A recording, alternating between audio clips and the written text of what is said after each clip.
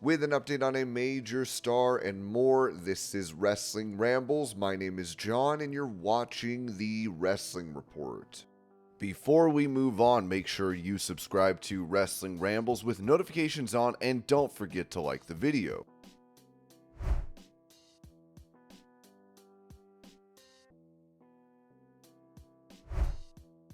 Explaining why her relationship with AEW commentator Jim Ross came to an end, Missy Hyatt told Cafe de Renee, "I've known him forever since '86 and I've always had a crush on him. And we worked together in WCW and stuff, but he had a girlfriend. And then he married her, Jan, who I loved, who was a wonderful lady. And then I called him after she passed away and, gave him my condolences and stuff. And then about 2 years after that, he called me and said, 'Hey, you want to do my podcast?' And we started talking and talking and talking, and then every day we talk and talk and talk and talk and talk. And then he finally invited me to Oklahoma, and I went to Oklahoma, and that was it. We dated for a couple of years, but it was hard, When he moved to Jacksonville and bought a condo on the beach, I was with him and helped him pick it out and stuff. And I was telling him, well, we got to get rid of the popcorn ceiling. We got to do this and got to do that.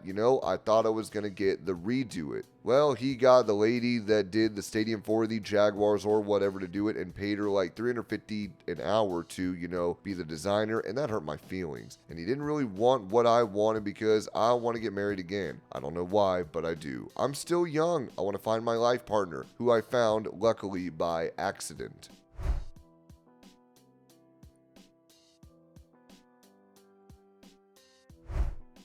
Expressing his desire to take part in WWE, UFC lightweight Paddy Pimblett said this to DAZN. "Yes, I have thought about that, to be honest, appearing for WWE. I have because I used to love the WWE growing up. Shawn Michaels, the Heartbreak Kid, is my favorite fighter. I'd love to sweet chin music someone in the cage in the UFC. D-Generation X, when I was even younger. X-Pac was my favorite wrestler. So yeah, I would. WWE pays big money as well, and you've got to have a character, you've got to have a personality, and I've got a personality, so it would work. So yeah, Triple H, if you ever wanted to sign me up, just let me know. I'll make an appearance for some cash."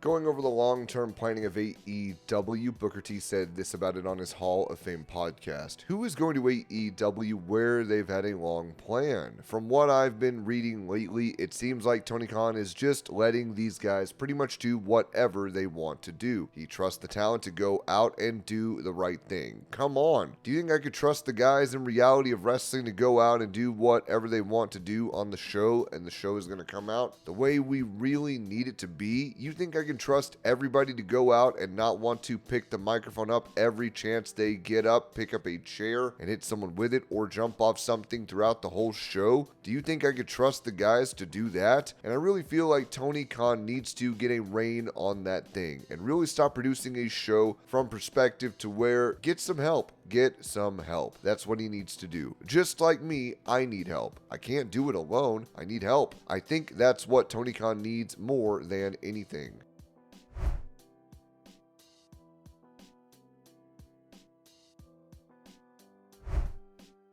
Touching on the AEW contract status of Buddy Matthews, Ringside News wrote that AEW star Buddy Matthews, a longtime member of the House of Black, took some time off after the June 15th edition of AEW Collision. He has signed a new deal with AEW, and it appears the deal was a lucrative one, to say the least. AEW's internal stance was that Buddy Matthews' contract would have needed to be extended some time ago, though it was unclear whether this involved a new deal or the exercise of option years. There had been speculation about whether AEW had option years on Matthews, with sources suggesting that any decision regarding his contract would have been made well in advance. It was then clarified that Buddy Matthews signed a new contract with AEW in February of this year, although the exact length of the deal has not been disclosed. Matthews has also recently hinted at a return to television. According to Dave Meltzer in the Wrestling Observer newsletter, Buddy Matthews previously attempted to give notice to leave AEW but was not released. Since then, AEW offered him a very lucrative new deal, which he accepted. needed. The new deal, which Matthews agreed to months ago, came after AEW decided not to release him to join WWE. Regarding stories this week about Buddy Matthews signing a new deal, we've been told this was agreed to months ago. He had tried to give notice at one point, but AEW wasn't going to release anyone to go to WWE. Tony Khan since then offered him a new, very lucrative deal, and he agreed to it.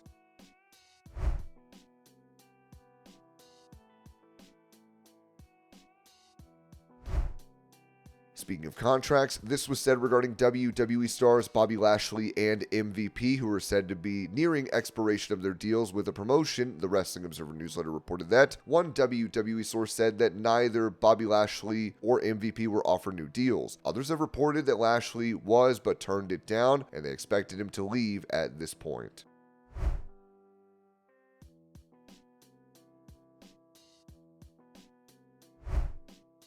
In a video for CMLL star Templario, AEW International Champion MJF said this to his future opponent. Yourself a shot at the best title in the world, the American Championship, but more importantly, you've earned yourself a brush with greatness with the greatest wrestler on God's green earth, Maxwell Jacob Friedman. Templario, I've heard great things. I've heard you're a freak athlete. If I'm being honest, I'm sure it was all lies. I mean, let's face it. I do love, however, when I travel to Mexico. I love to have a fiesta. It's fun, yeah. But if I'm being honest, the real reason I love going to Mexico is because I get to wrestle luchadors. And the reason I love to wrestle luchadors is because when I get in that ring, it ain't a fiesta, baby. It's a siesta. I mean, it's easy pickings, okay? All of you luchadors, you're slow, you're plodding, you're dumb, your masks look stupid. It's the easiest time of my life. And then afterwards, I'm going to have myself some great food. You guys have good food. Granted, you know, our food is better, but it's fine. It's fine. I am excited, Templario, to give you this opportunity of a lifetime. August 2nd, you, my friend, are going to get to wrestle an American hero. And for that, Templario, and for the fact that I'm probably going to beat you in 5 seconds, you'll get to go home nice and quick to your family and your abuela. You can thank me.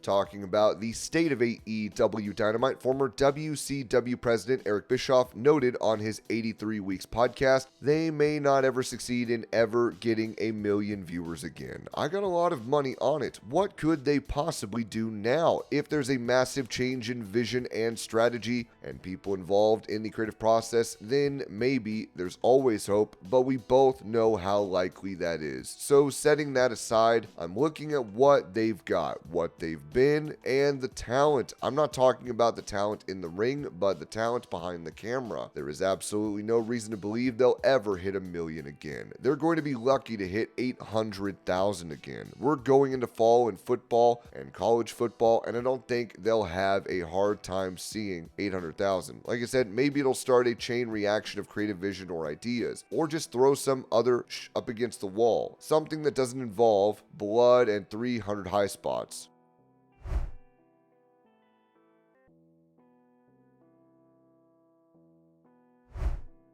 Previously, Cody Rhodes mentioned how he was upset at the notion that his role in AEW's origin was diminished. As he said, I hated that in the Young Bucks' book they said I was last to the signing, because that's a big thing. Some of the AEW defenders who don't realize they're turning people off to their product more than they're turning people on. That's one of the things that people always cite. Oh, he was last. He wasn't that big a deal to the origin. No, this guy here who's off camera was the first person to ever meet Tony Khan, and he met him in a vetting process for all of us. So yes, I guess I was the last, and yes, I had different thoughts, and it's not incorrect at all what they said, that I was physically the last person to sign. Yeah, it's not incorrect, but I was just in on it as well as anybody else. That's a little thing that when I write my book, I get to tell the story. Ringside News then added, however, AEW President Tony Khan would then claim that he had the idea for AEW AEW back in April 2018. While speaking on a recent episode of the Gigantic Pop podcast, Matt Morgan criticized Tony Khan for attempting to alter the story about the origins of AEW. Morgan claimed that Khan has been trying to reshape the narrative by suggesting he had been planning AEW long before it became widely known. Khan said something along the lines of having approached the head of TNT 6 months prior, aiming to place himself more prominently in the early stages of AEW's creation. He tries to change the narrative by saying, because a lot of people always thought that's how that went, but that's not really how it goes. Like, I've been wanting to do AEW. I went to the head of TNT 6 months before that. He said something like that. So he tried to change the narrative and get him in there a little bit more to the beginning of the genesis of AEW. Morgan pointed out that AEW's debut in Chicago was a massive success with a sold-out arena and high demand for tickets and pay-per-view access. He emphasized that the enthusiasm for AEW demonstrated a strong desire for a new cable wrestling company. Morgan criticized Khan for trying to claim credit as if he had been involved before Cody Rhodes and the Young Bucks, calling out Khan's attempt to rewrite the history of AEW's inception. Now, you saw a sold-out arena in Chicago and everybody wanted to see it. It was the hottest thing in the business that year. Everybody was flocking to want to go get a ticket to see it on pay-per-view, and it was a mass monster success, showing that everybody wanted to see another cable television company. And then you came in because you're the guy with the money. So he's trying to act like he was before Cody Rhodes and the Bucks getting this set up. Get the hell out of here, Tony.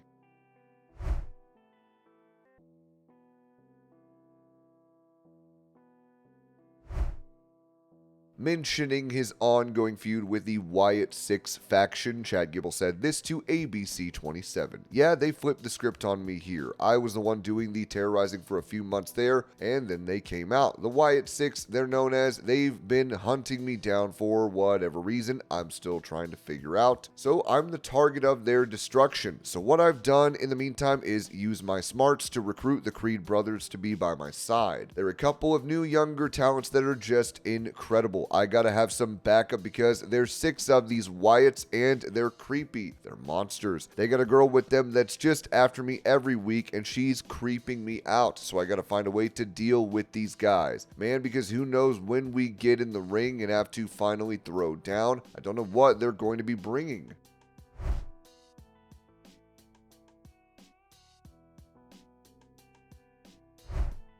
Discussing his goals in professional wrestling, former WWE star Enzo Amore told a Wrestling Shoot interview, "My goal by the time it's 2025, I hope that you get to sing it along with me and spell it out with me. By the time we look at 2025, I hope that somewhere in the annals of WWE history that I will be recognized once again and join the alumni section, bare minimum. That is my goal."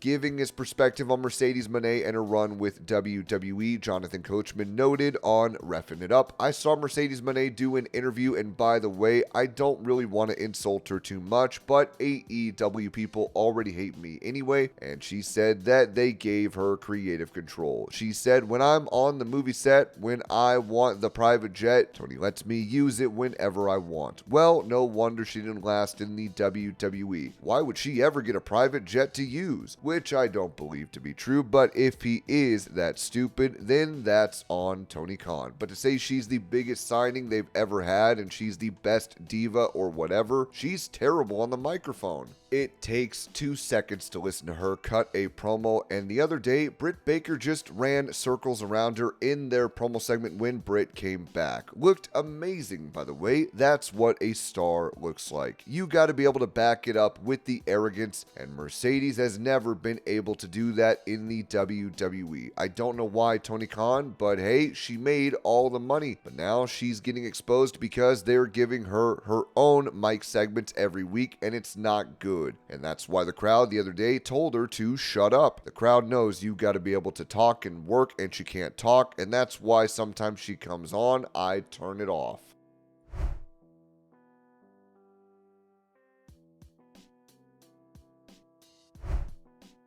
When it comes to what is next for Beth Phoenix following her WWE departure, Ringside News wrote that WWE Hall of Famer Beth Phoenix was a trailblazer in women's wrestling, rising to prominence during an era when female wrestlers often lacked a spotlight. Now that she is no longer with WWE, her potential AEW debut has become a topic of interest. Beth Phoenix, a multiple-time women's champion renowned for her exceptional in-ring skills, was largely inactive as a competitor for a significant period. Her most recent match took place at Elimination Chamber 2023, where she and her husband, Adam Copeland, defeated Finn Balor and Rhea Ripley. As reported earlier, Beth Phoenix had parted ways with WWE as her contract had expired, and she was neither re-signed nor offered a Legends deal. Beth's husband, Adam Copeland, signed with AEW in October 2023, and Phoenix even contributed the opening line, "You think you know him," to his AEW theme music. With Copeland now part of AEW, speculation has arisen about whether Phoenix might make an appearance in the promotion. According to Fightful Select, sources suggest that Beth Phoenix is in top shape and could potentially make a wrestling return if she desired. However, while discussions about Phoenix possibly joining AEW have taken place backstage, there was no confirmation if the two sides have had conversations yet.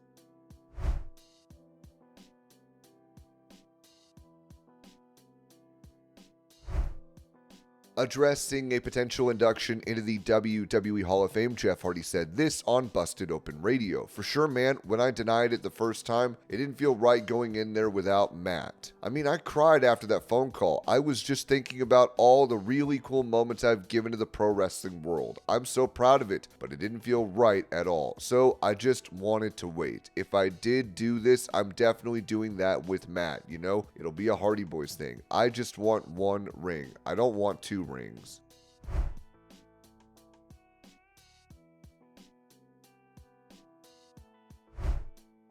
In a recap and update on the status of Brock Lesnar returning to WWE, Ringside News wrote that Brock Lesnar's absence from WWE television programming has led to widespread speculation about his future with the company. Now, the perspective of WWE's legal team has been revealed regarding his potential return. In the latest Wrestling Observer Radio, Dave Meltzer noted that if Lesnar decides to approach WWE for a comeback, a major clearance would have to come from their legal team. For now, they have advised the regime to keep their distance from Brock Lesnar due to his name coming up in the Vince McMahon-Janelle Grant sex trafficking lawsuit. Meltzer stated that although the belief can change in the future, whether Brock Lesnar's return to WWE would happen would depend on their legal team's approval or rejection. If Brock Lesnar calls WWE and says, "I want to come back for WrestleMania this year," it's up to the lawyers. They have advised us to keep our distance from Brock right now due to the ongoing legal issues. This situation could change, and they might determine that enough time has passed for us to consider bringing him back. It's not as simple as deciding to bring Brock back. It's all about the legal circumstances. If Brock returns, it's because the lawyers have given their approval, and if he doesn't, it's because they haven't. Initially, Lesnar was slated to participate in the Royal Rumble event, but his plans were disrupted by legal issues related to Vince McMahon's trafficking lawsuit. But in an interview with Mail Sport, WWE CCO Triple H was asked about Lesnar's potential return to WWE. He stated that the decision ultimately rests with Lesnar himself.